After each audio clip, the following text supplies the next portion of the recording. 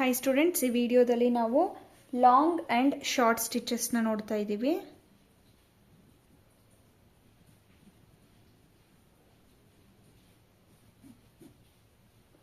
ಇದಕ್ಕೆ ನಾವಿಲ್ಲಿ 3 lines draw ಮಾಡ್ಕೋಬೇಕು.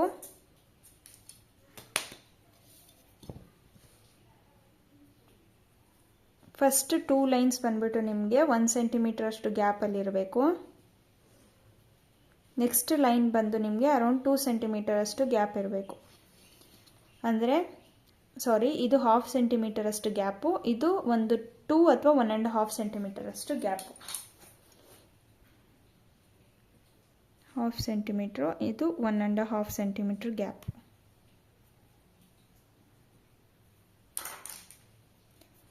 ಸೊ ನಾನಿಲ್ಲಿ ಸಿಂಗಲ್ ಕಲರ್ ಸಿಲ್ಕ್ ಥ್ರೆಡ್ನ ತಗೋತಾ ಇದ್ದೀನಿ.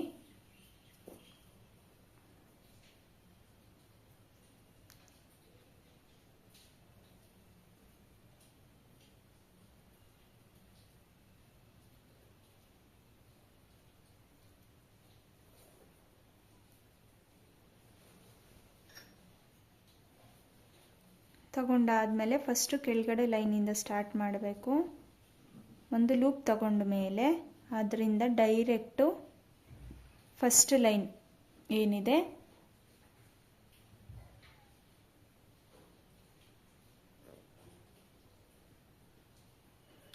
ಇನ್ನೊಂದು ಏನಂತ ಅಂದರೆ, ಒಬ್ಬೊಬ್ಬರು ವರ್ಕ್ ಮಾಡಬೇಕಾದ್ರೆ ನೀವು ಸ್ಟೂಡೆಂಟ್ಸ್ ವರ್ಕ್ನ ನೋಡಿದಾಗ ಒಂದು ಕಾಮನ್ ಮಿಸ್ಟೇಕ್ ಮಾಡ್ತೀರ. ಅದು ಏನಂತ ಅಂದರೆ, ಈ ಥರ ನರ್ಗೆ ಬರ್ತಾ ಇದೆ.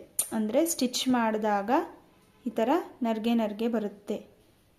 ಈ ಥರ ನರ್ಗೆ ಏನಕ್ಕೆ ಬರೋದು ಅಂತ ಅಂದರೆ, ನೀವು ತುಂಬ ಫೋರ್ಸಲ್ಲಿ ಆ ಥ್ರೆಡ್ನ ಎಳಿತಾ ಇದ್ದೀರಾ.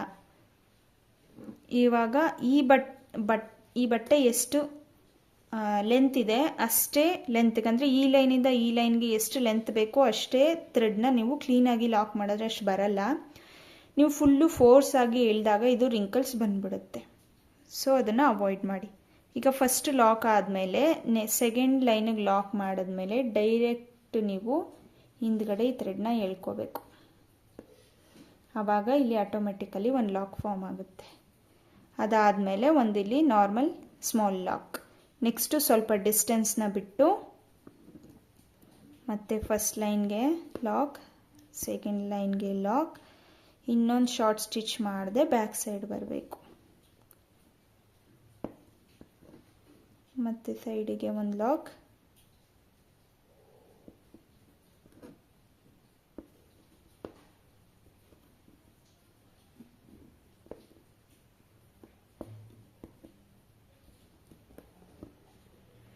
ಇದು ತುಂಬ ವೆರಿ ಇಂಪಾರ್ಟೆಂಟ್ ಸ್ಟಿಚ್ಚು. ಇದು ಲೀಫ್ ಫಿಲ್ಲಿಂಗ್ ಎಲ್ಲ ನಿಮಗೆ ತುಂಬ ಈಸಿ ಆಗುತ್ತೆ, ಬೇಕಾಗುತ್ತೆ. ನೋಡಿಕೊಂಡು ವರ್ಕ್ ಮಾಡಿ, ಪ್ರಾಕ್ಟೀಸ್ ಮಾಡಿ.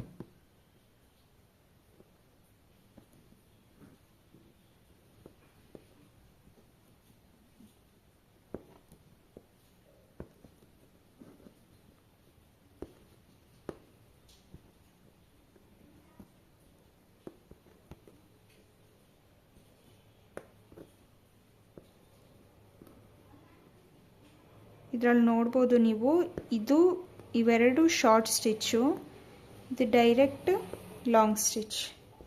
ಸೊ ಅದಕ್ಕೆ ಇದನ್ನು ನಾವು ಲಾಂಗ್ ಆ್ಯಂಡ್ ಶಾರ್ಟ್ ಸ್ಟಿಚ್ ಅಂತ ಕರಿತೀವಿ.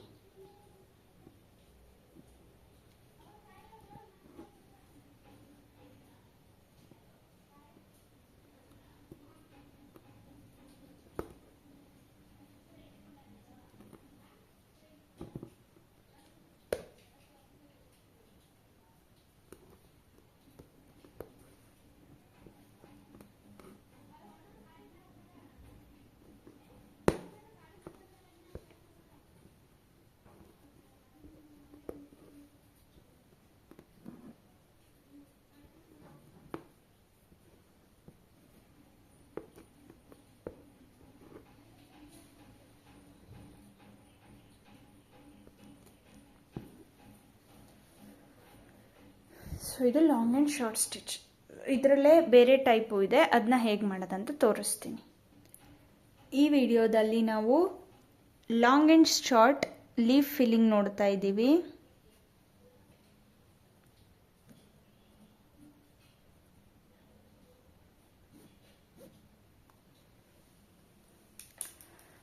ಲಾಸ್ಟ್ ವಿಡಿಯೋದಲ್ಲಿ ನಾವು ಫಿಶ್ ಬೋನ್ ಸ್ಟಿಚ್ಚಲ್ಲಿ ಹೇಗೆ ಲೀಫ್ ಫಿಲ್ಲಿಂಗ್ ಮಾಡೋದಂತ ನೋಡಿದ್ವಿ. ಆ್ಯಂಡ್ ಲೀಫ್ ಫಿಲ್ಲಿಂಗ್ ಇನ್ನೊಂದು ಟೈಪ್ ಡಬಲ್ ಕಲರ್ ಶೇಡೆಡಲ್ಲಿ ನೋಡಿದ್ವಿ. ಇವಾಗ ನಾವು leaf filling long and short ಸ್ಟಿಚ್ಚಲ್ಲಿ ಹೇಗೆ ಮಾಡೋದಂತ ನೋಡ್ತಾ ಇದ್ದೀವಿ. ಸೊ ಫಸ್ಟ್ ಇದಕ್ಕೆ ನಾವಿಲ್ಲಿ ಲೀಫ್ ಶೇಪ್ನ ಡ್ರಾ ಮಾಡ್ಕೋಬೇಕು.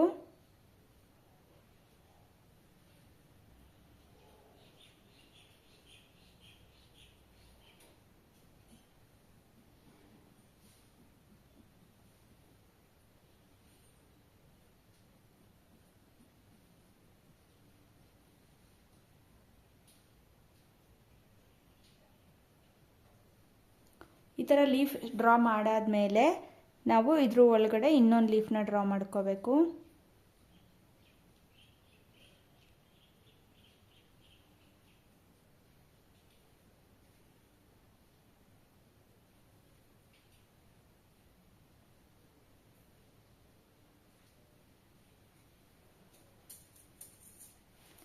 ಇದ್ರ ಮಧ್ಯದಲ್ಲಿ ಒಂದು ಲೈನ್ನ ಡ್ರಾ ಮಾಡ್ಕೊಳ್ಳಿ. ಸೊ ಅವಾಗ ನಿಮಗೆ ಇನ್ನೂ ಈಸಿ ಅನಿಸುತ್ತೆ.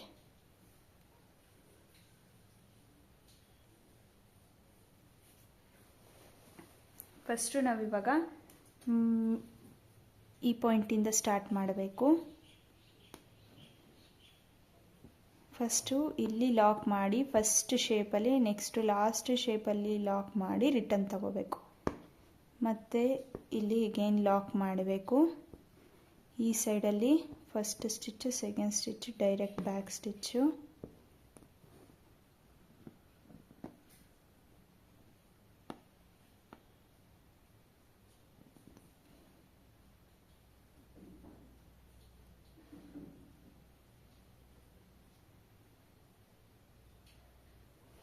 ಈ ಥರ ಲಾಕ್ ಆದರೆ ಅದನ್ನ ರಿಮೂವ್ ಮಾಡಿ ಸ್ಟಿಚ್ ಮಾಡಿ.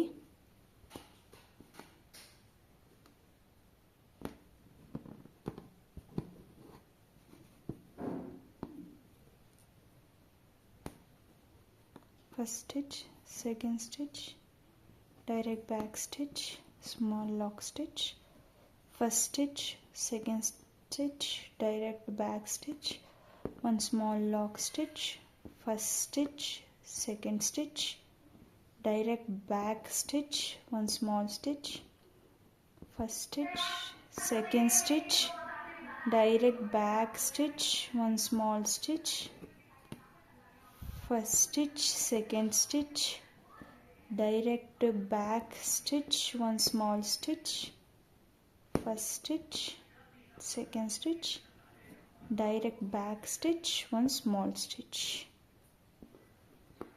ಸೊ ಇದೇ ಥರ ಫುಲ್ ಎರಡೂ ಕಡೆ ನೀವು ಮಾಡ್ತಾ ಬರಬೇಕು.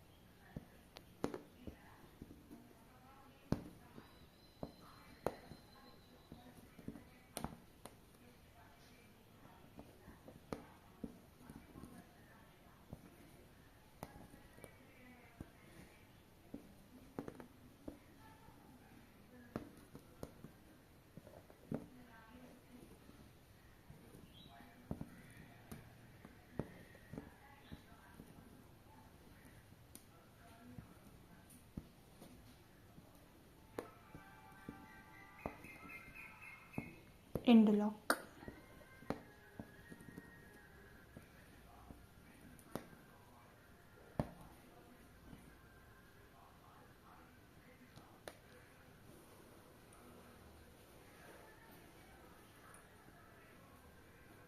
Thank you.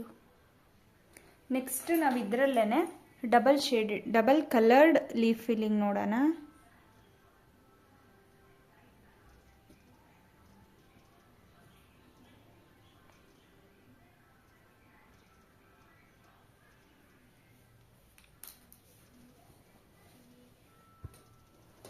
ಫಸ್ಟು ನಾನಿಲ್ಲಿ ಬ್ಲೂ ಕಲರೇ ತಗೋತಾ ಇದ್ದೀನಿ.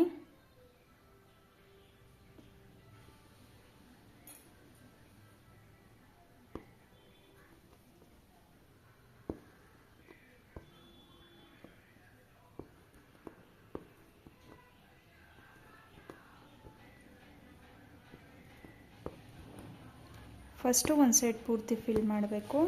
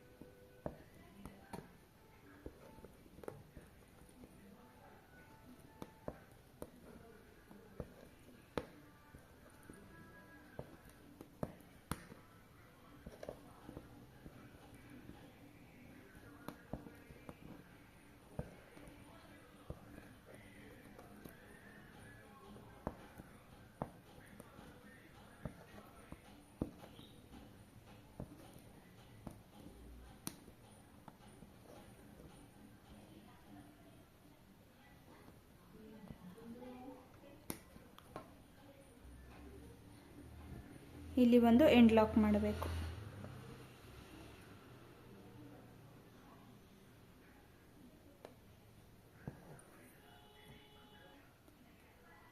ಇವಾಗ ಲೆಫ್ಟ್ ಸೈಡು ಇನ್ನೊಂದು ಕಲರಲ್ಲಿ ನಾನು ವರ್ಕ್ ಮಾಡ್ತಾ ಇದ್ದೀನಿ.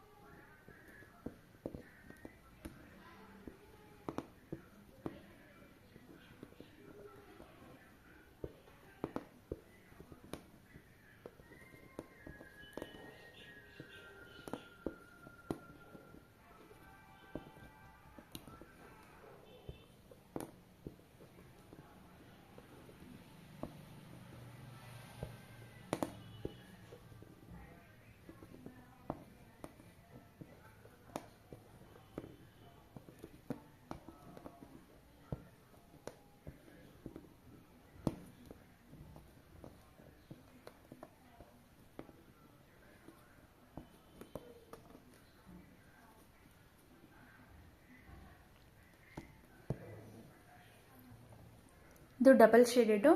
ನೀವು ಇದ್ರ ಮಧ್ಯ ಕಾಟನ್ ಥ್ರೆಡ್ನ ಯೂಸ್ ಮಾಡಿ ಶುಗರ್ ಬೀಡ್ನ ಹಾಕ್ಬೋದು.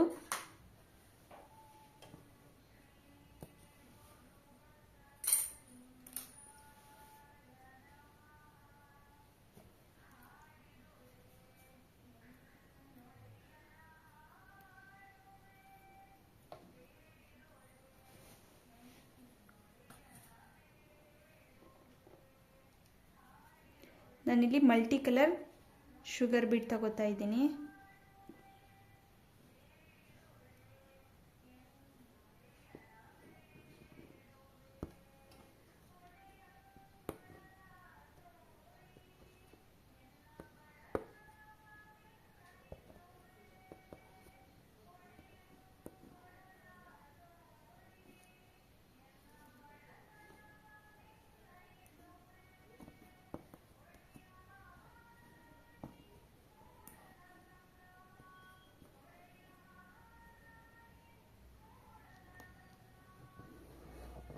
ಇನ್ನೊಂದು ಟಿಪ್ಸ್ ಏನಪ್ಪ ಅಂತಂದರೆ, ಈ ಥರ